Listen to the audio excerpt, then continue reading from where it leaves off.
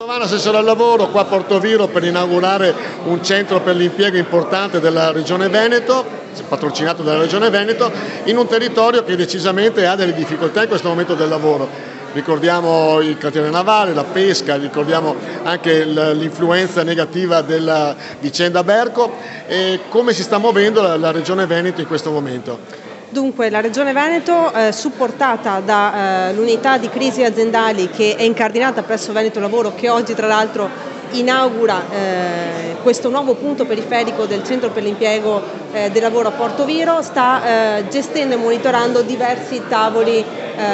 che presentano delle criticità. Uno di quelli che si è concluso positivamente in questi giorni è quello del cantiere navale Vittoria, che abbiamo seguito da mesi e che finalmente vede il rilancio con il subentro di una nuova proprietà con CNV e che ci ha garantito appunto di mantenere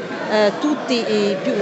circa 40 lavoratori che erano in forza anche con la nuova gestione. Poi abbiamo chiaramente il tavolo Berco che riguarda lo stabilimento di Coparo, ma dove sono impiegati tantissimi polesani, che è attenzionato e che stiamo trattando insieme al Ministero delle Imprese e del Made in Italy. E poi c'è il settore pesca, che per noi risulta essere un settore trainante che stiamo cercando di gestire con il commissario straordinario Caterino, che ha presentato il piano di gestione e che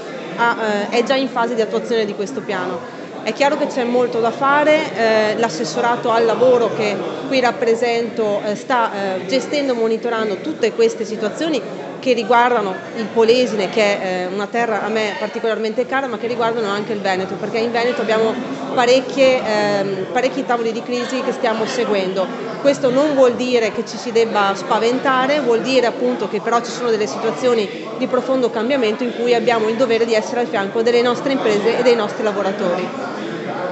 Ok?